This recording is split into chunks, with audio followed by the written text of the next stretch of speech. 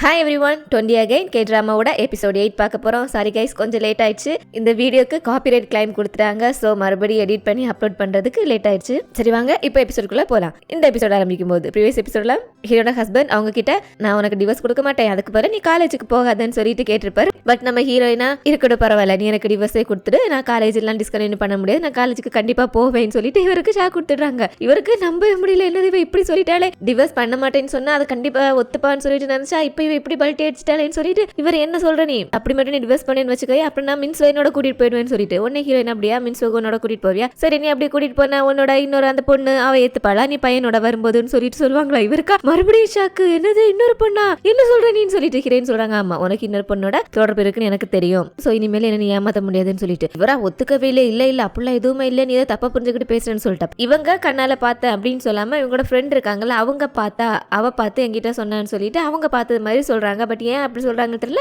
என்னோட ஃப்ரெண்டு அவ உங்க ரெண்டு பேரையும் பார்த்திருக்கா, இந்த ஷோ இந்த தேதியில அந்த ஷோ நடக்கிற இடத்துல நீ அந்த பொண்ணோட ஹேண்ட் பேக்கை பிடிச்சிட்டு ரெஸ்ட் ரூமுக்கு வெளியே நின்றுட்டு இருந்தது அவ பார்த்திருக்கா அப்படின்னு சொல்லிட்டு அப்படியே புட்டு வைக்கிறாங்க. இருந்தாலும் இவர் ஒத்துக்கவே மாட்டேன்றாரு. இல்ல அவ ஏதோ தப்பா பார்த்திருப்பா, அது நானா இருக்காது, அது வேற யாரோ இருக்கும் அப்படின்னு சொல்லிட்டு. பட் ஹீரோயினா இல்ல அது நீ தான் சொல்லிட்டு அந்த கிம்லேடி என்ன கலர் ட்ரெஸ் போட்டிருந்தாங்கன்னு முதற்கொண்டு எல்லாமே சொல்றாங்க. இந்த பொண்ணு சொல்றாங்க அது யாராவது ஒருத்தங்க ஹெல்ப் கேட்டிருப்பாங்க, அதனால அவங்களோட ஹேண்ட் பேக் நான் வச்சுட்டு நிற்பேன்னு சொல்லிட்டு. அப்ப ஹீரோயின் சொல்றாங்க, யாரு நீ ஒரு மூணாவது மனுஷனோட ஹேண்ட் பேக் கையில வச்சு நிப்பியா, நம்ம உனக்கு ஞாபகம் இருக்கா நம்ம ஜெர்மன்ல இருக்கும்போது ஒரு வாட்டி வெளியே போனப்போ எனக்கு ரெஸ்ட் ரூம் போகணும்னு சொல்லிட்டு மின்ஸுவோட டைப்பர் பேக் உங்ககிட்ட வச்சுட்டு நிக்க சொன்னேன், பட் நீ அதை கூட வச்சுக்க முடியாதுன்னு சொல்லி நான் என்னையே எடுத்துட்டு போக சொன்னேன். அப்படிப்பட்ட நீ இன்னொரு தேர்ட் பர்சனோட ஹேண்ட் பேக்கை பிடிச்சிட்டு நிப்பியா, நீங்க ரெண்டு பேரும் அதுக்கப்புறம் கையை கொடுத்துக்கிட்டு போனதை கூட அவ பாத்திருக்கா. இனிமேலும் நான் காலேஜ் போறதை நிறுத்தினா நீ டிவைஸ் கொடுக்க மாட்டேன்னு சொல்ற, இந்த மாதிரி சில்லி காரணங்கள் சொல்லி என்ன நிறுத்த பார்க்காது, அது கண்டிப்பா முடியாது, நான் காலேஜுக்கு போயே தருவேன்னு சொல்லிட்டு அங்கிருந்து எந்திரிச்சு வந்துடுறாங்க. இவரும் பின்னாடியே வராரு. இங்க பாரு நில்லு, என்ன சொல்ற நீ, அப்படியே அந்த மாதிரி ஏதாவது இருந்தாலும் அது வந்துட்டு நான் ஒன்னும் உனக்கு பின்னாடிலாம் துரோகம் பண்ணல, நம்ம டிவோர்ஸ் வாங்கிக்கலாம்னு சொல்லிட்டு அக்ரிமெண்ட் போட்டதுக்கு அப்புறம் தான் அந்த மாதிரி ஒரு பொண்ணு என்னோட வாழ்க்கையில வந்தா, சோ நான் உனக்கு துரோகம்லாம் பண்ணல அப்படி இப்படின்னு சொல்லிட்டு இவரோட சைடை எக்ஸ்பிளைன் பண்றாரு. ஹீரோயின் சரி ஓகே இருக்கட்டும், அது உண்மையாகவே இருக்கட்டும், இருந்தாலும் நீ இனிமே என்ன பண்ணாலும் எனக்கு கவலை இல்லை, நான் காலேஜ் போறது போயே தீர்வேன்னு சொல்ல கரெக்டா ஹீரோயின் போற பஸ் வந்து நிக்குது. சோ அதுக்கு மேல இவர்கிட்ட பேசாம குடுக்குறன்னு பஸ்ல ஏறி போயிடுவாங்களாம். இவருக்கா முகத்துல ஆடல அப்படின்னா இவளுக்கு முன்னாடியே தெரிஞ்சு இவ்வளவு நாள் நம்ம கிட்ட எதுவும் காமிச்சுக்காம இருந்திருக்காள், இவரோட பிளான் என்னவா இருக்கும்னு சொல்லி. அடுத்ததா ஹீரோயின் அவங்களோட ஹஸ்பண்ட் கிட்ட பேசிட்டு நேரா அவங்களோட அந்த வேலைக்கு தான் வந்திருக்காங்க. அங்க இருந்துட்டு அவங்களுக்கு வர சேலரி வச்சு அவங்க ஹஸ்பண்ட் கிட்ட இருந்து பிரிஞ்சதுக்கு அப்புறம் அவங்களோட வீட்டு வாடகை எக்ஸ்பென்ஸ் காலேஜ் ஃபீஸ் எல்லாம் கால்குலேட் பண்றாங்க. பட் கண்டிப்பா அந்த தொகை இவங்களோட எக்ஸ்பென்ஸுக்கு பத்தவே செய்யாது. ஸோ என்ன பண்ணலான்னு சொல்லிட்டு யோசிக்கிறாங்க. அப்போ அந்த பொக்கைகள் ஒரு ஜாப் இல்லாமல் நிறைய ஜாபுக்கு போற ஞாபகம் வருது. ஸோ அதனால இந்த காலத்து பொண்ணுங்க நிறைய ஜாபுக்கு போறாங்க போல இருக்கு. ஸோ என்ன பண்ணலாம், நாமள அப்ப இன்னொரு ஜாபுக்கு போய் ஆகணுமோன்னு சொல்லிட்டு யோசிச்சுட்டு அப்படியே வீட்டுக்கு வராங்க. வீட்டுக்கு வந்த ரூம்ல அவங்களோட ஹஸ்பண்ட்ல ஹீரோனுக்காக வெயிட் பண்ணிட்டு இருக்காரு. அவருக்கு எப்படியாவது ஹீரோயின் கிட்ட இருந்து டிவோர்ஸ் வாங்கி ஆகணும், அதோட ஹீரோயின் ஸ்கூல்ல இருந்து நிறுத்தி ஆகணும். ஸோ ஹீரோயின் வந்து இங்க பாரு இன்னைக்கு நம்ம பேசினது அந்த விஷயத்துல அதோட மறந்துடுவோம், நம்மளோட பழைய அக்ரிமெண்ட் படியே இருப்போம், ஜூன் 2ஆம் தேதி வரைக்கும் நம்மளோட ரிலேஷன்ஷிப் அப்படின்னு சொல்லிட்டு. ஏன்னா ஹீரோயின் தான் இவர் பேசின பேச்சுக்கு உடனே டிவோர்ஸ் வேணும்னு சொல்லிட்டு வந்துட்டாங்கல்ல. ஹீரோனுக்கு வேற ஆல்ரெடி இவருக்கு இன்னொரு பொண்ணோட அஃபேர் இருக்குன்னு விஷயம் தெரிஞ்சிருக்கு. ஸோ எங்க ஹீரோயின் இந்த விஷயம்ல வெளியே விட்டுருவாங்களோ, அதனால இவருக்கு அவமானம் ஆயிடுமோன்னு சொல்லிட்டு இவருக்கு பயம் வந்துச்சு. ஸோ ஹீரோயின் கிட்ட போயிட்டு சமாதானம் பேசுறாரு. சரி ஓகே, இதுக்கு முன்னாடி நம்ம என்ன பேசிருந்தோமோ அதுபடியே செஞ்சிருவோம், நீ இனிமே காலேஜ் விட்டு நில்லுன்னு சொல்லிட்டு நான் சொல்ல மாட்டேன், அதே மாதிரி ஜூன் 2 வரைக்கும் நம்ம டிவோர்ஸ் அக்ரிமெண்ட் இருக்கு, நம்ம அதுபடியே போவோம்னு சொல்லிட்டு. அப்படி அடுத்த நாள் காலேஜ்ல நம்ம ஹீரோயின் கிட்ட வந்து பேசுறாங்க. என்ன நேற்று உன்னோட ஹஸ்பண்ட் ஒன்னு லஞ்சுக்கெல்லாம் கூப்பிட்டு தானே, என்ன எப்படி லஞ்ச் நல்லா இருந்துச்சா, என்ஜாய் பண்ணியான்னு சொல்லிட்டு. ஹீரோயின் ஆமா நல்லா இருந்துச்சு, ஏன் அதை நீ ஏன் கேட்கறேன்னு சொல்லிட்டு. அப்போ ஹீரோ சொல்றாரு, இல்ல அவர் கூட சேர்ந்து ஒர்க் பண்ண முடியாதுன்னு சொல்லிட்டு அவரோட ஸ்கிரிப்ட் நான் வேணான்னு சொல்லிட்டேன், அது இல்லாமல் அவருக்கு நீ காலேஜ் ஒரு விஷயம் வேற தெரிஞ்சிருக்கு, ஸோ அதான் உன்னை கூப்பிட்டு நீ இனிமேல் காலேஜுக்கு வர வேணான்னு சொல்லியிருப்பான்னு சொல்லிட்டு நினைக்கிறேன், என்ன உன்னை காலேஜுக்கு வர வேணான்னு சொன்னான்னு சொல்லிட்டு. ஹீரோயின் எங்க பாரு அதை பத்தி நீ எதுக்கு கேட்குற, உங்ககிட்ட சொல்லல எந்த அவசியம் இல்லைன்னு சொல்லிட்டு முறுக்கிக்கிறாங்க. அதை விடு, எனக்கு நேற்று ஃப்ளவர் பொக்கே அனுப்புனது நீ தானேன்னு சொல்லிட்டு. பொக்கேவா, நான் இதுக்கு உனக்கு பொக்கே அனுப்ப போறேன், நான் அவனை அனுப்பலேன்னு சொல்ல நம்ம ஹீரோயினும் நம்பிட்டேன்னு சொல்லிட்டு சொல்றாங்க. நீ என்னோட மொபைல்ல எங்கிட்ட தராம இருந்ததுனால நான் ஒரு பார்ட் டைம் ஜாபுக்காக ஒருத்தங்க கிட்ட கேட்டு வச்சிருந்தேன், அவங்க கால் பண்ணிருக்காங்க, இப்போ நான் கால் அட்டன் பண்ணாலும் எனக்கு அதை தரமாட்டேன்னு சொல்லிட்டாங்க, எல்லாம் ஒன்னால தான் சொல்லிட்டு. உன்னை ஹீரோக்கும் வந்து எங்க பாரு என்ன மறுபடியும் ஒரு பார்ட் டைம் ஜாபுக்கு போறேன், உன்னோட ஹஸ்பண்ட் உனக்கு காலேஜ் ஃபீஸ் தரமாட்டேன்னு சொல்லிட்டானா, இப்படிப்பட்ட ஒருத்தனுக்காக நீ இப்படி அவன் பின்னாடி சுத்திட்டு இருக்க, அப்படி என்னதான் நீ அவங்க கிட்ட பாத்திய போன்னு சொல்லிட்டு இவர் திட்டிட்டு போக. அடுத்ததா ஹீரோயின் அவங்களோட அந்த பவுன்ஸ் கிளப்ல வராங்க. அங்க பசங்க எல்லாம் அந்த ஷோக்காக டான்ஸ் பிராக்டிஸ் பண்ணிட்டு இருக்காங்க. ஹீரோயின் தான் ஸ்டேஜ்ல டான்ஸ் ஆட போறது இல்லையே, ஸோ மற்ற வேலையெல்லாம் பார்த்துட்டு இருக்காங்க. அப்படி ப்ராக்டிஸ் பண்ணிட்டு இருக்கும்போது அந்த குரூப்ல மெயின் லீட் ஆடிட்டு இருக்கிற ஒரு பொண்ணு கால் ஸ்லிப் ஆகி விழுந்துடுறா. ஸோ எல்லாரும் என்ன சின்ன சொல்லிட்டு பார்க்கும்போது நம்ம ஹீரோயின் வேகமாக போயிட்டு தள்ளுங்கன்னு சொல்லிட்டு அவளுக்கு கோல்டு வாட்டர்லாம் வச்சு அந்த காலுக்கு ஃபர்ஸ்ட் எய்ட்லாம் பண்ணி கட்லாம் போட்டு விடுறாங்க. ஸோ நம்ம ஹெட்ஃபோன் பாயெல்லாம் கேட்க இதெல்லாம் உங்களுக்கு எப்படி தெரியும்னு சொல்லிக்கிறேன்னு சொல்றாங்க. நான் தான் சொல்லியிருக்கேன் இல்லை ஸ்கூல் படிக்கும்போது நான் டான்ஸ் ஆடலான்னு சொல்லிட்டு, அப்போ இந்த மாதிரி எனக்கு நிறையா இருக்கு, ஸோ எனக்கு இதெல்லாம் செய்ய தெரியும்னு சொல்லிட்டு அந்த பொண்ணோட காலுக்கு கட்லாம் போட்டு விடுறாங்க. அந்த பொண்ணும் ஹீரோயினுக்கு தேங்க்யூலாம் சொல்றாங்க. இந்த பக்கம் ஹீரோ அந்த கிம் லேடியை பார்க்கறதுக்காக வந்திருக்காங்க. வந்து அந்த கிம் லேடி கிட்ட நம்மளோட ப்ராஜெக்ட்டுக்கான ஸ்கிரிப்ட் இது பார்த்துக்கோங்கன்னு சொல்லிட்டு ஒரு புது ஸ்கிரிப்டை கொடுக்குறாரு. இந்த பொண்ணு புது ஸ்கிரிப்டான்னு சொல்லிட்டு முடிச்சிட்டு இருக்கான். உங்களுக்கு விஷயமே தெரியாதா? ஹீரோனோட ஹஸ்பண்டோட ஸ்கிரிப்டை வேண்டான்னு சொல்லிட்டு அனுப்பிட்டேனே, ஏன் உங்களுக்கு விஷயம் தெரியாதா? உங்களுக்கு இன்ஃபர்மேஷன் வந்திருக்குன்னு தெரியுமேன்னு சொல்லிட்டு ஒரு மாதிரி சொல்லிட்டு போறாரு. இந்த பொண்ணுக்குமே ஒரு மாதிரி ஆயிடுது. ஏன்னா ஹீரோனோட ஹஸ்பண்ட் இவ்வளவு பெரிய விஷயத்தை இந்த பொண்ணு கிட்ட இது வரைக்கும் சொல்லியிருக்க மாட்டார்ல. நைட் அதை சொல்லான்னு தான் வந்திருப்பார். பட் அதுக்குள்ள ஹீரோனோட விஷயம் வந்ததுனால ஹீரோனை பத்தி கேட்டுட்டு இதை சொல்லாம விட்டுருப்பார். சோ இவங்களுமே எதுக்காக நம்ம கிட்ட சொல்லாம விட்டான்னு சொல்லிட்டு யோசிச்சுட்டு இருக்காங்க. அடுத்ததான் இந்த அசிஸ்டன்ட் லேடியை காமிக்கிறாங்க. அவன் அந்த ஓனரோட ஷாப்ல போயிட்டு அந்த ரைஸ் கேக் வாங்கிட்டு இருக்கா. அப்ப அந்த ஓனர் இந்த பொண்ணு கிட்ட ஒரு விஷயம் கேட்கறான். என்னன்னா இந்த பொண்ணுக்கு ஹீரோ மேல ஒன் சைடா ஒரு ஃபீலிங்ஸ் இருந்துட்டு இருக்கு போல இருக்கு. பட் அந்த பொண்ணு அதை ஹீரோ கிட்ட இது வரைக்கும் சொன்னதில்ல. பட் இந்த ஓனர் எப்படியாவது கண்டுபிடிச்சிருக்கா. ஸோ கேட்கறான், உனக்கு ஹீரோ மேல ஒரு ஃபீலிங்ஸ் இருக்கு தானே, நீ அவன் கிட்ட சொல்லக்கூடாதுன்னு சொல்லிட்டு. ஸோ இந்த பொண்ணுமே இல்லை, எனக்கு அவர் மேல நல்ல ரெஸ்பெக்ட் இருக்கு, பட் இப்போதைக்கு சொல்லணும்னு தோணல, சொல்லணுங்கிற மாதிரி சொல்லிட்டு இங்கேருந்து ரைஸ் கேக் வாங்கிட்டு வந்துட்டு நம்ம ஹீரோ கிட்ட கொடுக்குறா. ஸோ ஹீரோ தான் வாங்கிட்டு சொல்லியிருப்பார் போல இருக்கு. ஸோ ஹீரோ அவளுக்கு தேங்க்யூ சொல்லிட்டு அந்த ரைஸ் கேக்கை வாங்கிட்டு நேராக கிளாஸ் முடிச்சுட்டு வர ஹீரோ கிட்ட கொண்டு கொடுக்குறாரு சொல்றாரு, நான் ப்ரொஃபஸர், நீ என்னோட ஸ்டூடெண்ட், ஸோ இது எனக்கு டஸ்ட்பின்ல போடணும், கொஞ்சம் டஸ்ட்பின்ல போட்டுறேன்னு சொல்லிட்டு. ஹீரோனா ஏன்டா உனக்கு டஸ்ட்பின்ல போடுறது கூட நானா கொண்டு போடணும், உனக்கு போட்டா என்னன்னு சொல்லிட்டு நீ என்ன அப்படி போட சொல்லிட்டு பாக்குறாங்க. அதில் ரைஸ் கேக் இருக்கு, அது இல்லாம பாக்குறதுக்கு ஃப்ரெஷ்ஷாவே இருக்கு. ஸோ போயிட்டு என்னடா இது நிஜமா குப்பையில போட்டே ஆகணுமா, பார்க்க நல்லா ஃப்ரெஷ்ஷா இருக்கிற மாதிரி இருக்கு, ஏன் சாப்பிடாம போடுறேன்னு சொல்லிட்டு ஹீரோ எனக்கு வேணாம், ஸோ நான் குப்பையில போட சொன்னேன், உனக்கு வேணும்னா நீ சாப்பிட, அப்படி இல்லைன்னா குப்பையில போட்டு அது உன்னோட இருப்போங்கிற மாதிரி சொல்லிட்டு போறாரு. ஹீரோக்கு புரியல, இவன் இப்போ குப்பையில போட சொல்றானா இல்லை என்ன சாப்பிட சொல்றானா. சரி பார்க்கறதுக்கு ஃப்ரெஷ்ஷா இருக்கு, சாப்பிட்டு பார்ப்போம்னு சொல்லிட்டு வழக்கமாக அவங்க சாப்பிட்ற இடத்துல போயிட்டு அந்த ரைஸ் கேக்கை சாப்பிட்றாங்க. டேஸ்ட் அப்படியே அவங்க பாட்டி செய்கிற அதே ரெசிபி, அதே டேஸ்ட், அவங்க பாட்டி கையால் செஞ்சு சாப்பிட்ட மாதிரியே இருக்கு. ஸோ இவங்க நம்பவே முடியல, இது எப்படி நம்ம பாட்டி செய்கிற அதே டேஸ்ட்ல இருக்கு, இது எப்படி சாத்தியம்னு சொல்லிட்டு வேகமாக ஹீரோக்கு கால் பண்ணுறாங்க. இந்த ரைஸ் கேக் உனக்கு எங்கேருந்து கிடச்சிச்சு, என்னோட பாட்டி செய்கிற மாதிரி இருக்கு, அது எப்படின்னு சொல்லிட்டு.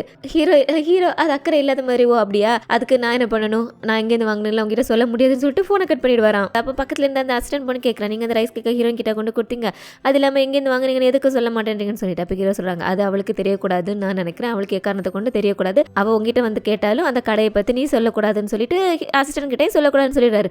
சொல்லிட்டு அப்படியே நம்ம ஹீரோ ஒரு ஃப்ளாஷ்பேக்கு போறாரு. சின்ன வயசுல ஹீரோயினை ஃபாலோ பண்ணிட்டு இருக்கும்போது ஹீரோ இல்லாதப்பெல்லாம் பாட்டியோட கடையில் போயிட்டு அவங்க பாட்டியோட நல்லா க்ளோஸ் ஆகிட்டார்ல.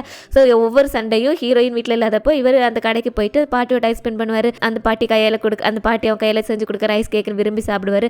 அப்படி சாப்பிடும்போது ஒரு நாள் அந்த பாட்டி சொல்கிறாங்க, பாருடா உன்னோட வயசு பசங்கள்லாம் சண்டை அதுவும் ஜாலியாக சுற்றுவாங்க, நீ என்னன்னா இந்த பாட்டியோட ரைஸ் கேக்கை சாப்பிட்றதுக்காக இங்கே வந்திருக்கேன், அது இல்லாமல் அடிக்கடி ரைஸ் கேக் சாப்பிட்டா அது உடம்புக்கு நல்ல வெறும் மாவு தான் இருக்குது, அதில் சத்தான ஏதாவது சாப்பிடுன்னு சொல்லிட்டு அவங்க செஞ்ச வேறு ஃபுட்டெல்லாம் ஹீரோக்கு சாப்பிடலாம் கொடுத்துருக்காங்க. நம்மளும் அவங்க கையால் அந்த சாப்பிடலாம் சாப்பிட்டுட்டு மெதுவாக ஹீரோயினை பற்றி பேசி கொடுத்து சின்ன வயசில் ஹீரோயின் எப்படிலாம் இருப்பாங்க அப்படி இப்படின்னு சொல்லிட்டு அவங்கள பற்றிலாம் கேட்டு தெரிஞ்சுட்டு இருந்திருக்காரு. ஸோ ஹீரோனுக்கு தெரியாமல் இவங்களுக்குள்ள இந்த அளவு ஒரு பாண்டிங் இருந்திருக்கு. ஆனால் இந்த விஷயத்தை எதுக்கு ஹீரோயின் கிட்ட இவர் சொல்லாமல் மறைக்கிறாருன்னு தெரியல. ஸோ இவர் அதை யோசிக்கவே கரெக்டாக ஹீரோயின் வந்துடுறாங்க. இவர் தான் ஃபோனில் அது எங்கேருந்து வாங்கினேன்னு சொல்ல மாட்டேன்னு சொன்னார்ல, ஸோ நேரில் கேட்கறதுக்காக. பட் ஹீரோ எப்போவுமே நான் அது எங்கே நான் சொல்ல மாட்டேன், நான் எதுக்கு உங்ககிட்ட சொல்லணும், நீ உன்னோட பாட்டியோட ஃபினரலுக்கு கூட ஜெர்மனிலேருந்து இங்கே வராதவ தானே, உனக்கெல்லாம் நான் சொல்ல மாட்டேன்னு சொல்லிட்டு போறாரு. ஸோ ஹீரோயின் அவங்க பாட்டி இறந்தப்போ கூட ஜெர்மனிலேருந்து அவங்களோட ஃபினரலுக்காக வரல. அந்த கோவம் ஹீரோக்கு இருந்திருக்கு.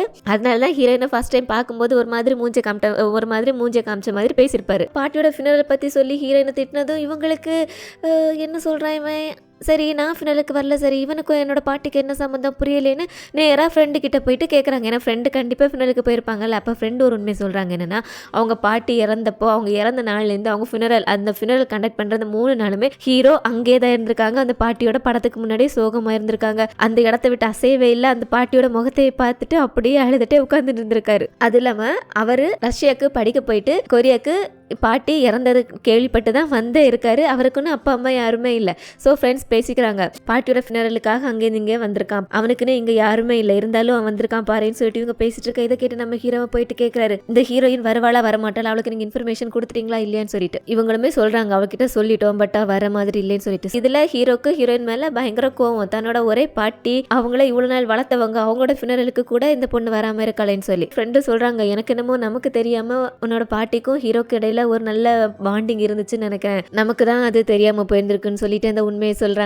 இதைத்தான் நம்ம ஃபர்ஸ்ட் எபிசோட்ல ஃப்ரெண்டு ஹீரோயின் கிட்ட சொல்ல வந்திருப்பாங்க, ஞாபகம் இருக்கா, அவனோட பாட்டியோட ஃபினரல்னு சொல்லிட்டு. அது இந்த விஷயம் தான். இதெல்லாம் கேட்டதும் ஹீரோனுக்கு புரியுது, ஹீரோ இதனால எப்படி கோவமா இருந்தான், இப்போ எதுக்காக இதெல்லாம் சொல்ல மாட்டேன்னு சொல்றான்னு சொல்லிட்டு. ஏன்னா இவங்களோட பாட்டியோட ஃபினரலுக்கு இவங்க வராம இருந்தது இவங்களோட தப்பு தானே, அதெல்லாம் நினைச்சு ஃபீல் பண்றாங்க. இன்னொரு பக்கம் அவர் ஹீரோனோட ஹஸ்பண்ட், அவர் ஹீரோயின் கிட்ட எவ்வளோ பேசி பார்த்து காலேஜ் விட்டு நிற்க மாட்டேன்னு சொல்லிட்டாங்கல்ல. ஸோ மின்ஸை வச்சு மூவ் பண்ணலான்னு சொல்லி மின்ஸு கிட்ட போயிட்டு சொல்றாங்க, உங்க அம்மா கிட்ட நான் மாதிரி பேசிட்டேன், பட் அவள் காலேஜை விட்டு நிற்க மாட்டேன்னு சொல்லிட்டா என்ன பண்ணுறது, உனக்கு அவள் காலேஜ் வர்றது கஷ்டமாக தான் இருக்கும், வேணும்னா நீ அம்மா கிட்ட பேசிப்பாரு, நீ பேசுனா அவள் ஒத்துப்பா, நீ பேசுன்னு சொல்லிட்டு மின்சு கிட்ட பேச சொல்கிறாங்க. பட் மின்சு இப்போ தான் அவங்க அம்மாவை பற்றி கொஞ்சம் கொஞ்சமாக புரிஞ்சுட்டு வரான். ஸோ அவனுக்குமே இப்போ அம்மா காலேஜ்க்கு வரதுல எந்த பிரச்சனை இல்லை அப்படிங்கிற மாதிரி தானே இருக்கான். ஸோ அவனுமே சொல்கிறான், இல்லைப்பா அம்மா காலேஜ்க்கு வரதுல எனக்கு எந்த பிரச்சனை இல்லை, வந்துட்டு போட்டும், அம்மாவுக்கு காலேஜ் போகிறதுக்கு ரொம்ப பிடிச்சிருக்கு, அந்த ஆசையை நாம ஏன் கெடுப்பானே, ஸோ அவங்க போகட்டும்னு சொல்லிட்டு இவனும் சொல்லிடுறானா. ஸோ இவருக்கு வேற வழியே இல்லை, இனிமேல் ஹீரோயின் காலேஜுக்கு வர்றதை நிறுத்தவே முடியாது. ஸோ அப்படியே போயிட்டு அந்த கிம் லேடியை மீட் பண்ணுறாங்க. அங்கே அந்த கிம் லேடி ஹீரோ ப்ராஜெக்டை விட்டு உன்னை தூக்கிட்டாலுமே அந்த விஷயத்தை எதுக்கு என்கிட்ட சொல்லலைன்னு சொல்லிட்டு அதை பற்றி கேட்குறாங்க. உன்னை இவரில் ஓ அதுவா, எனக்கு மேலே வேலை செய்யறதுக்கு பிடிக்கல, அவரோட ஐடியாஸ்லாம் நல்லா இல்லை, அதனால தான் நானும் வேணான்னு சொல்லிட்டு வெளியே வந்துட்டேன், இதென்ன பெரிய பிரச்சனைன்னு சொல்லிட்டு. உன்னை இவங்கெல்லாம் என்னதான் பெரிய பிரச்சனை, இது பெரிய பிரச்சனை தான். ஏன்னா ஹீரோக்கு எங்கள் அப்பா மேலே நல்ல மரியாதை இருக்குது, அவர் கூட சேர்ந்து நீ வேலை செய்யும் போது உண்மையிலையும் அவருக்கு ஒரு நல்ல அபிப்பிராயம் வரும், அப்படியே உன்னை பற்றி எங்கள் அப்பா கிட்ட சொல்லலாம்னு சொல்லிட்டு நான் யோசிச்சுட்டு இருந்தா நீ அவர் கூட ப்ராஜெக்டே வேணான்னு சொல்லிட்டு வந்திருக்க. நம்மளோட ரிலேஷன்ஷிப்ல எங்கள் அப்பா ஒத்துக்கிறதுக்கு எவ்வளோ தடைகள் இருக்கு, ஆல்ரெடி நீ கல்யாணம் போனவ, உனக்கு ஒரு பெரிய பையன் இருக்கான், அப்படிங்கிற பட்சத்தில் இப்படி ஹீரோ வச்சு எங்கள் அப்பாவுக்கு உண்மையில ஒரு இம்ப்ரெஷன் வர மாதிரி பண்ணலான்னு பார்த்தா நீ அதை வேணான்னு சொல்லிட்டு வந்திருக்கேன்னு சொல்லிட்டு. இதை கேட்டது இவருக்கு வந்துதான், எனக்கு ஒரு பையன் இருக்கான், அதுக்கு என்ன இப்போ இந்த பையனோட என்ன இப்படி ஏற்றுக்கிறதா இருந்தால் ஏற்றுக்கோட்டோம், அப்படி இல்லைன்னா வேணான்னு சொல்லிட்டு இவரு கத்தி விட்டுறாரு. இங்கே மின்சுவை கேர்ள் ஃப்ரெண்டை காமிக்கிறாங்க. மின்சுக்கு இப்போ அந்த கிளப்பில் போய் டான்ஸ் ஆடுறது ரொம்ப பிடிச்சிருக்கு. ஸோ அடிக்கடி அந்த பொண்ணோட கிளப்புக்கு போகிற அந்த பொண்ணுமே கேட்குறா, என்னடா வர கிளப்புக்கு அதிகமாக கூட்டிகிட்டு வரேன்னு சொல்லிட்டு. பாவம் சொல்கிறேன், எனக்கு டான்ஸ் ஆடுறது ரொம்ப பிடிச்சிருக்கு, நான் ரொம்ப என்ஜாய் பண்ணுறேன் அப்படின்னு சொல்லிட்டு இவங்க கிளப்புக்கு போயிட்டு நடந்து வந்துட்டு இருக்காங்க. அப்போ அந்த பொண்ணு கேட்குறா, நீ உங்கள் அப்பாவுக்கு ரொம்ப பயப்படுற மாதிரி இருக்கு, ஏன் எதனால அவருக்கு அப்படி பயப்படுறேன்னு சொல்லிட்டு. அப்போ மின் சொல்கிறேன், அது பயம்னு சொல்ல முடியாது, எனக்கு அவர் மேலே பெரிய மரியாதை இருக்குது, ஏன்னா அவர் வெளிநாட்டில் ஜெர்மனியில் படித்தவர், அதோட அவருக்கு இந்த ப்ரொஃபஸர் வேலையில் நிறைய பேரும் புகழ் இருக்குது, நிறைய நாலேஜ் உள்ளவர். ஸோ எனக்கு அவரை பார்க்கும்போது நான் அவரை மாதிரி ஆகணும்லாம் நினைப்பேன், அதனால தான் சொல்லிட்டு. அப்போ இந்த பொண்ணு அப்போ உங்க அம்மா எப்படிப்பட்டவன்னு கேட்குறான். அப்போ இவன் சொல்கிறேன், எங்கள் அம்மா வீட்டில் இருக்கிற ஒரு ஹவுஸ் ஒய்ஃபு, சாப்பிடு அதை செய்யு கொஞ்சம் ஒரு மாதிரி தொல்லை பண்ணிட்டு இருக்கவங்க, ஆனால் இப்போ எங்கள் அம்மா அப்படி இல்லை, இப்போ எங்கள் அம்மா வேறு மாதிரி இருக்காங்க, எனக்கு பிடிச்சிருக்கு அப்படின்னு சொல்லிட்டு. அப்போ இந்த பொண்ணு சொல்கிறா, அது எப்படி திடீர்னு அவங்க மாற முடியும், எல்லா மக்களும் ஒரே மாதிரி தான், எங்கள் அம்மா கூட அதே மாதிரி தான் தெரியுமா, அதை செய்யுன்னு சொல்லிட்டு தொலை பண்ணிட்டே இருப்பாங்கன்னு சொல்லிட்டு இவங்க பேசிட்டு வர. இந்த பக்கம் ஹீரோயின் வீட்டில் ஹீரோ கொடுத்தல அந்த ஃப்ளவர் பொக்கே, அந்த ஃப்ளவர் பொக்கே அழகா ஒரு ஃப்ளவர் வாஸில் போட்டு அரேஞ்ச் பண்ணிட்டு இருக்காங்க. அப்படி அவங்களோட விஷ் லிஸ்ட் எடுத்து பார்க்குறாங்க. அதில் அவங்க ஆசைப்பட்டு அவங்க எழுதி வச்சிருந்தா நிறைய விஷ் கம்ப்ளீட் ஆயிடுச்சு. ஸ்கூல் யூனிஃபார்ம் போட்டு அவங்களோட ஸ்கூலுக்கு போகணுங்கிறது, அந்த கிளப்புக்கு போகணுங்கிறது, லேட் நைட்டு தேட்டரில் போயிட்டு படம் பார்க்கணுங்கிற எல்லா விஷயமே ஒவ்வொன்றா நிறைவேறிட்டே இருக்கு. ஸோ அதெல்லாம் டிக் பண்ணிட்டே வராங்க. அதோட இந்த ஃப்ளவர் பொக்கே எனக்கு வேணும்னு ஆசைப்பட்டேன், அதை இன்னும் டிக் பண்ணுறாங்க. அதோட தன்னோட பாட்டியோட அதே அந்த ரைஸ் கேக் எனக்கு சாப்பிடணும் ஆசைன்னு சொல்லிட்டு எழுதி வச்சிருப்பாங்க. ஸோ அதுக்கு தான் ஹீரோ அந்த ரைஸ் கேக்கை கொண்டு ஹீரோயினுக்கு கொடுத்துருப்பாரு போல இருக்கு. ஸோ எல்லா ஆசையுமே ஒன்று நிறைவேறிட்டு இருக்கு. அதோட அவங்களுக்கும் புரியுது இது எல்லாமே ஹீரோவால தான் நடந்திருக்குன்னு சொல்லிட்டு. ஸோ என்ன பண்ணுறாங்க, அடுத்த நாள் காலேஜில் போயிட்டு ஹீரோ அப்படி படிக்கல நடந்து வந்துட்டு இருக்காரு. நம்ம ஹீரோயின்ல மேலே இந்த பிரிட்ஜ் மாதிரி ஒன்று இருக்காரு, நின்றுட்டு ஹீரோவை கத்தி கூப்பிட்றாங்க, ஏய் ப்ரொஃபஸர்னு சொல்லிட்டு. இவர் என்ன பண்ணுறீங்க நின்றுட்டு இருக்க, தேங்க்யூ நீ எனக்காக செஞ்ச எல்லா விஷயத்துக்குமே தேங்க்யூ, காலேஜில் என்னோட ஹஸ்பண்ட் கிட்ட மாட்டிக்க கூடாதுன்னு சொல்லிட்டு அதுக்காகவே எனக்கு ஒரு ஜாப் கொடுத்து என்னை மாட்டிக்கிட்டாலும் அதுலேருந்து எஸ்கேப் ஆகிற மாதிரி செஞ்சு அதுக்காக ஒரு தேங்க்யூ, என்னோட பாட்டியோட ஃபினரலில் நான் இல்லைனாலும் நீ 3 நாள் இருந்தவங்க ஃபினரல் நடத்தினியே அதுக்காக தேங்க்யூ, நம்மளோட ஸ்கூலுக்கு கூட்டிகிட்டு போனியே அதுக்காக தேங்க்யூ, லைட் நைட் ஷோக்கு கூட்டிகிட்டு போனியே, எனக்கு ஒரு ஃப்ளவர் பொக்கே ப்ரெசென்ட் பண்ணியே, அது எல்லாத்துக்குமே தேங்க்யூ. இருக்கலாம் நீ நான் சாக போகிறேன்னு சொல்லிட்டு என் மேலே பரிதாபப்பட்டு இறக்கப்பட்டிருந்தா நீ அதெல்லாம் செஞ்ச, இருந்தாலும் அதில் நான் செய்யணும்னு நினச்சி ஆசைப்பட்ட விஷயங்கள் அதெல்லாம் எனக்காக நிறைவேற்றி கொடுத்த உன்னோட அந்த மனசு இருக்குல்ல, அந்த மனசுக்கு ரொம்ப ரொம்ப ரொம்ப தேங்க்யூன்னு சொல்லிட்டு கத்தி சொல்லிட்டு போவாங்களாம். இதை கேட்டுட்டு நம்ம ஹீரோக்கெலாம் ஒரு மாதிரி ஆயிடுது, என்ன பண்ணுறா இவர் லூஸு, எல்லாரும் கேட்டால் என்ன நினைப்பாங்கன்னு சொல்லிட்டு அவங்க சொல்கிறது மனசுக்குள்ள அப்படியே ஒரு மாதிரி ஃபீலிங்ஸாக தான் இருக்குது. இருந்தாலும் அப்படியே முறைச்ச மாதிரி கேட்டுட்டு இருக்காரு ஹீரோயினும். அவங்க சொல்ல வேண்டியதெல்லாம் சொல்லிட்டு ஓகே உனக்கு என்ன பிடிக்கலனாலும் பரவாயில்ல, நான் செஞ்சதுக்கு எல்லாம் தேங்க்யூன்னு சொல்லிட்டு பாயின்னு சொல்லிட்டு ஆனால் டாட்டா எல்லாம் காமிச்சிட்டு போகிறாங்க. இதற்கா ஒரு மாதிரி ஆயிடுது. அப்படியே அவங்களோட அந்த ஆஃபீஸ் ரூமுக்கு வராங்க. அங்கே அந்த அசிஸ்டன்ட் பண்ணி உட்காந்துட்டு இருக்கா. போயிட்டு லூஸ் என்ன பண்ணிட்டு போறா பறச்சா ஒரு மாதிரி பண்ணிட்டாலே, யாராவது கேட்டு என்ன நினச்சிருப்பாங்க, அறிவே இல்லைன்னு சொல்லிட்டு வாய் தான் திட்டுது. பட் மனசுக்குள்ள அவருக்கு ஹீரோயின் அப்படி பேசினது ஒரு மாதிரி குறுகுறுப்பாகவும் இருக்கு. இப்படி 2 கெட்ட மனநிலைமையில நின்று புலம்பிட்டு இருக்காரு. ஸோ அசிஸ்டன்ட் பண்ணி கேட்குறேன், என்னாச்சு பாஸ் யாரை திட்டுறீங்கன்னு சொல்லிட்டு. வேற யாரு எல்லாம் அவளைதான், அந்த ஹீரோயினை தான். லூசு சே எப்படி எம்பாரஸ்மெண்ட் பண்ணிட்டா, அது இல்லாம அவளுக்கு நான் ஒரு கடனை திருப்பி கொடுக்க வேண்டியது இருக்குன்னு சொல்லிட்டு. இந்த பொண்ணு என்னது கடனா, என்ன கடன் சொல்லிட்டு கேட்கவர் சொல்றாரு. ஆமா அந்த வயசுல என்னால ஒரு டைரக்டர் இந்த அளவுக்கு ஒரு தியேட்டர் ப்ரொடியூசர் டைரக்டர் ஆக முடியும்னு சொல்லிட்டு, அப்போ எனக்கு நானுமே எந்த கோல் இல்லாமல் தான் இருந்தேன். பட் எனக்குள்ள இருக்க டேலண்ட்டை கண்டுபிடிச்சி எனக்கு அதை சொன்னதே அவள் தான். ஸோ அதுக்கப்புறம் தான் எனக்குமே அது மேலே ஒரு கான்ஃபிடன்ஸ் வந்துச்சு. நான் அதில் ஒர்க் பண்ண ஆரம்பிச்சேன். இப்போ இந்த அளவு சக்ஸஸாகவும் இருக்கேன். இதுக்கு அவளுக்கு ஏதாவது பண்ணி ஆகணும்னு சொல்லிட்டு ஹீரோயின் இன்னொரு பார்ட் டைம் ஜாப் வேணும்னு சொல்லிட்டு தேடிட்டு இருக்காங்களே. ஸோ என்ன பண்ணுறாங்கன்னா நேராக ஹீரோயின் வேலை செய்கிற சூப்பர் மார்க்கெட்டில் போயிட்டு ஹீரோனை கூட்டு போயிட்டு ஹீரோன் கிட்ட சொல்றாரு, உனக்கு பார்ட் டைம் ஜாப் வேணும்னு சொல்லி என்னோட ஆஃபீஸில் வந்து எனக்கு கொஞ்சம் ஹெல்ப் பண்ணு, ஸோ அதுக்கு நான் உனக்கு சம்பளம் கொடுத்துக்கிறேன், உனக்கு வேலை பார்த்த மாதிரி ஆச்சுன்னு சொல்லிட்டு அவரோட ஆஃபீஸ்லேயே வேலை செய்ய கூப்பிடுறாரு. அப்போ இவங்க சொல்கிறாங்க, டேய் உன்னோட ஆஃபீஸில் எனக்கு என்னடா வேலை இருக்க போகுது, நாங்கள் என்ன வேலை செய்வேன்னு சொல்லிட்டு ஹீரோயின் சொல்லுங்க, என்ன வேலை செய்வோம், உன் வீட்டில் என்ன வேலை செய்கிற, உன்னை வீடை க்ளீன் பண்ணுறது எல்லாம் அரேஞ்ச் பண்ணுறது, அதே மாதிரி என்னோட ஆஃபீஸில் வந்துட்டு உன்னால் முடிஞ்ச வேலையெல்லாம் செய், எனக்கு ஃபைல்ஸ்லாம் அரேஞ்ச் பண்ணி கொடு, கொஞ்சம் அப்பப்போ டேபிள்லாம் நீட்டாக வச்சுக்கோ, அவ்வளோதான், ஸோ என்ன வரியா உன்னோட இஷ்டம்னு சொல்லி ஹீரோயினும் இது நல்ல ஐடியா தானே இருக்குது, சரி ஓகே வரேன்னு சொல்ல, சரி ஓகே இன்னிலேருந்து நம்மளோட புது பார்ட்னர்ஷிப் ஆரம்பமாகுதுன்னு சொல்லிட்டு கை கொடுக்க ஹீரோயினும் சிரிச்சுட்டு அவங்களோட ஹேண்ட் ஷேக் பண்ண, இப்படி இனிமேல் இவங்க காலேஜில் மட்டும் இல்லை ஹீரோட ஆஃபீஸ்லேயும் ஒன்றா மீட் பண்ணிக்க போகிறாங்க. ஸோ இந்த விஷயத்த நம்ம ஹீரோ வந்து ஆஸ்டன் கிட்ட சொல்கிறாங்க. அப்போ ஆஸ்டன் சொல்கிறாங்க, என்ன பாஸ் இப்படி பண்ணிட்டீங்க, அவங்க என்னோட வயசு அதிகமானவங்க, நான் எப்படி அவங்க கிட்ட அதை பண்ணுங்க இதை பண்ணுங்கன்னு சொல்லிட்டு ஆர்டர் பண்ண முடியும், அது ஒரு மாதிரி ஆக்கூட இருக்குமே, வேணாமே ப்ளீஸ்ன்னு சொல்லி. அப்போ ஹீரோ சொல்கிறாரு, இங்கே பாரு எனக்கும் அப்படிதான் இருக்கு, என்னோட ஃப்ரெண்ட் அவ இருந்தால் அவகிட்ட அந்த வேலையை செய் இந்த வேலையை செய்யுன்னு சொல்கிறது எனக்கு ஒரு மாதிரி தான் இருக்கு, இல்லை என்ன பண்ணுறது, அவளுக்காக ஏதாவது செய்யணும்ல, ஸோ வரட்டுமே அவளை வேலை தேடிட்டு இருக்கா, ஸோ இங்கே வந்து வேலையை செய்யட்டுமே, அது அவளுக்கு நல்லது தானேன்னு சொல்லிட்டு இந்த பொண்ணை சமாதானப்படுத்திடாரு. ஸோ இந்த பொண்ணுமே சரி ஓகேன்னு சொல்லிட்டு ஒத்துக்கிறா. அங்கே அந்த பொக்கைகள் இருக்கால, அவள் அந்த பாரில் ஒர்க் பண்ணிட்டு இருந்தால, ஸோ அவளுக்கு அந்த ஹெவி பிளேட் அந்த வெயிட்லாம் தூக்கி தூக்கி கையில் அதை பிரச்சனை ஆயிடுச்சுன்னு சொல்லிட்டு டாக்டர் அந்த வேலை செய்யக்கூடாதுன்னு சொல்லியிருக்காங்க போல இருக்கு. ஸோ அந்த பாரில் ரிசீவ் பண்ணியிருக்கான். ஆனால் அந்த பார் ஒன்று என்ன பண்ணிட்டான், இவளுக்கு கொடுக்க வேண்டிய ஃபுல் செட்டில்மெண்ட் அமௌண்ட்டையும் கொடுக்காம பாதி தான் கொடுத்துருக்கான். இந்த பொண்ணு எவ்வளவு கேட்டு பார்த்தும் அவர் கொடுக்கல போல இருக்கு. இதே மாதிரி தான் இதுக்கு முன்னாடி வேலை செஞ்சவங்க எல்லாருக்குமே செஞ்சிருக்கான். ஸோ அந்த பொண்ணு வருத்தமா ஹீரோன் கிட்ட சொல்றா. அப்போ ஹீரோன் சொல்றா, அது எப்படி அவன் தராம இருக்க முடியும், நீ வேலை செஞ்ச காசு உனக்கு கிடைச்சே ஆகணும், நான் உன்னோட வரேன், நான் உனக்கு வாங்கி தரேன்னு சொல்லிட்டு இருக்கவே அங்கே அந்த ஹெட்ஃபோன் பாய் வரான். ஸோ அவனை பார்த்தது ஹீரோயின் ஏதோ பிளான் பண்ணிட்டு உங்ககிட்ட கோட் சூட் இருக்கா, நீ உன்னோட கோட் சூட்டை போட்டு என்னோட ஒரு இடத்துக்கு வர முடியுமான்னு சொல்லிட்டு அவனுக்கு கோட் சூட்டை மாட்டிட்டு ஹீரோயின் அழகா ட்ரெஸ் பண்ணிட்டு ஹீரோ முன்னாடி போய் நிற்கிறாங்க. எதுக்குன்னா ஹீரோ கிட்ட அவங்களோட காரை 2 மணி நேரம் கடன் தர முடியுமான்னு கேட்கறதுக்கு. ஹீரோக்கு காரை ஹீரோனை நம்பி கொடுக்கறதுக்கு மனசுல, ஒழுங்கா ஓட்டிட்டு கொண்டு போயிட்டு வந்துருவேன்னு சொல்லிட்டு. இல்லைங்க பாரு, எனக்கு கார் நல்லா ஓட்ட தெரியும், சின்ன வயசுல மின்சுவ கிண்டர் கார்டனுக்குலாம் கார்ல கூட்டிலாம் போயிட்டு வந்திருக்கேன், ஸோ பயப்படாம கார் கேட்க கூடுறான்னு சொல்லிட்டு ஹீரோ கிட்ட இந்த கார் கேம் பிடிங்கிட்டு காரை எடுத்துட்டு 3 பேருமா அந்த பார் ஓனரை பாக்குறதுக்காக ஹீரோட ஆஃபீஸ்ல இருந்து வெளியே போறாங்க. கரெக்டா ஹீரோயினோட ஹஸ்பண்டும் இவரை பாக்குறதுக்காக தான் வந்தவங்க. ஹீரோட கார் போறத பாக்குறது, அடைச்சு அவனை பாக்கலான்னு வந்து வெளியே போறானு சொல்லிட்டு அப்படி உத்து பாக்குறாரு. உள்ள ஹீரோயின் இருக்காங்க அப்படின்னு சொல்லிட்டு இவருக்கு தெரியல. பட் ஏதோ ஒரு பொண்ணு இருக்கா அப்படின்னு தெரிஞ்சுட்டு, ஓ ஒரு பொண்ணுக்கு அவனோட காரை கொடுத்துருக்கானா, அதுக்குள்ள அவனுக்கு வேற கேர்ள் ஃப்ரெண்ட் கிடைச்சிருச்சா என்னன்னு சொல்லிட்டு அப்படியே இவரை பாக்குறதுக்காக ஆஃபீஸ்க்குள்ள வராரு. அங்க வந்து ஹீரோ சிரிச்ச முகமாகவே உட்காந்து ஒர்க் பண்ணிட்டு இருக்காரு. வந்தவர் என்னது இது கதவெல்லாம் ஓப்பன் பண்ணி வச்சிருக்க, யாராவது வருவாங்க வெயிட் பண்ணிட்டு இருக்கேன், என்ன எனக்காக வெயிட் பண்ணிட்டு இருக்கேன்னு சொல்லிட்டு வந்து நிப்பாரான். இவரை எங்க பார்த்தா ஹீரோக்கு என்னது இவர் எங்க வந்து நிக்கான்னு சொல்லிட்டு, என்ன எதுக்காக எங்க வந்திருக்கீங்கன்னு சொல்லிட்டு. அப்போ இவர் சொல்றாரு, நீங்க என்னோட ஸ்கிரிப்ட் தானே வேணான்னு சொன்னீங்க, ஆனா உங்களோட ப்ராஜெக்ட்ல சேர்ந்து என்ன ஒர்க் பண்றதுக்காக சொல்லியிருந்தீங்களேன்னு சொல்லிட்டு. ஹீரோவா என்னது நான் ஒன்னு என்னோட ப்ராஜெக்ட்ல சேர்ந்து ஒர்க் பண்ணி சொன்னேன், எப்போ சொன்னேன்னு சொல்லிட்டு. அப்போ இவர் நீங்க எங்க கிட்ட ப்ராஜெக்ட்ல சேர்ந்து செய்யலான்னு சொல்லிட்டு சொன்ன அந்த நேரம் யோசிச்சு பாருங்கன்னு சொல்லிட்டு யோசிச்சு பாக்குறீங்கன்னா, ஹீரோ இவங்க அப்படியே சொல்லும்போது என்னன்னு சொல்லியிருப்பாருன்னா, நம்மள சேர்ந்து இந்த ப்ராஜெக்ட்ல ஒர்க் பண்ணலாம் அப்படின்னு சொல்லியிருப்பாரு. ஸோ இவர் அந்த வார்த்தையை வச்சுட்டு இந்த ப்ராஜெக்ட்ல சேர்ந்து ஒர்க் பண்ணலான்னு தானே சொன்னீங்க, என்னோட ஸ்கிரிப்ட் இல்லைன்னா என்ன, நீங்க எப்படி ப்ராஜெக்ட் செய்றீங்களா, அதுக்கு நான் கன்சல்டண்டா வரேன், இதை நீங்க என்னால தடுக்க முடியாது, ஏன்னா இதுக்கு நம்ம யூனிவர்சிட்டியுமே ஸ்பான்சர் பண்றாங்க, ஸோ இது யூனிவர்சிட்டி சம்பந்தப்பட்ட விஷயமா இருக்கு, யூனிவர்சிட்டி சார்பா நான் உங்களோட ப்ராஜெக்ட்டுக்கு ஒர்க் பண்ண வரேன்னு சொல்லிட்டு அந்த வழியில ஹீரோ கூட ஜாயின் பண்ண பாக்குறாரு. பட் ஹீரோ ஒத்துக்க முடியாதுன்னு சொல்லிட்டு இவ்வளவு சொல்றாரு. பட் இவரா ஒத்துக்க கூடாதுல, நீங்க சொல்லக்கூடாது, இனிமே நான் இந்த ப்ராஜெக்ட்ல இருக்கேன், என்னென்ன விஷயம் நடந்தாலும் என்னென்ன மீட்டிங்கு நீங்க என்னை கூப்பிடணும்னு சொல்லிட்டு. இவரும் சரி இப்படி சொல்றானேன்னு சொல்லிட்டு அதுக்கு மேலே இவரும் எதுவும் சொல்லல. உடனே இவர் சரி ஓகே வந்த வேலை முடிஞ்சிருச்சு கிளம்புறேன்னு கூலிங் கிளாஸை மாட்டிட்டு ஸ்டைலா கிளம்பி போறாங்க. அப்படியே இங்க ஹீரோனை காமிக்கிறாங்க. நேரா 3 பேருமா பொக்கேகள் ஒர்க் பண்ணிட்டு இருந்த பாருக்கு வந்துட்டாங்க. அங்க காரை நிப்பாட்டிட்டு ஹெட்ஃபோன் பாய் இருக்கான்ல, அவன் ஏதோ டிரைவர் ஒரு பாடி கார்டு மாதிரியும் ஹீரோயின் இந்த பெரிய பணக்கார லேடி மாதிரியும் அவங்க கூடவே நம்ம பொக்கைகள் வர மாதிரி ஒரு பில்டப்ல அப்படியே உள்ள வராங்க.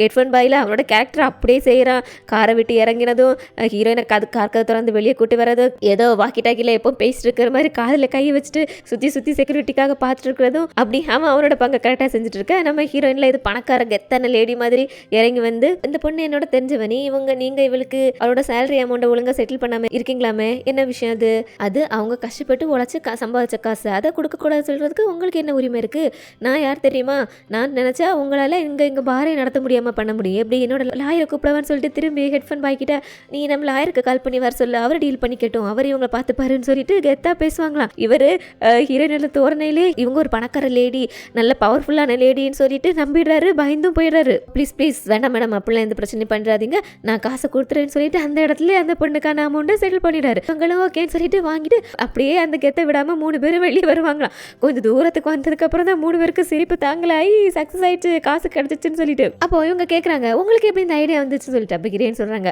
இத்தனை வருஷமா வீட்டில் இருந்துட்டு எவ்வளவு டிவி சீரியல் மூவிஸ்லாம் பார்த்துருப்பே தெரியுமா, அதுலலாம் இப்படிதான் பண்ணுவாங்கன்னு சொல்லிட்டு சக்சஸ்ஃபுல்லா இவளுக்கான அந்த காசை வாங்கி கொடுத்துட்டாங்க. சரி ஓகே நீங்க காலேஜ்க்கு போங்க, நாங்க இந்த காரை கொண்டு ஹீரோட்ட கொடுத்துட்டு காலேஜ் வந்துடுறேன்னு சொல்லிட்டு குடுக்குன்னு காரை எடுக்க இருக்கவோட இந்த ஹெட்ஃபோன் பைக்கில் இதில் ரொம்ப இம்ப்ரெஸ் ஆகிட்டான். ஸோ போயிட்டுருக்க ஹீரோயினை நூனா அப்படின்னு சொல்லிட்டு நூனான்னு சொல்லி கூப்பிட்றான். ஹீரோயினா என்னையா நூனான்னு கூப்பிட்டேன்னு சொல்லி, ஆமாம் உங்களை தான் கூப்பிட்டேன்னு சொல்லிட்டு ஸ்கூலில் பார்க்கல நூனான்னு சொல்லிட்டு போவேன். நான் ஹீரோயினுக்கு ரொம்ப சந்தோஷம்.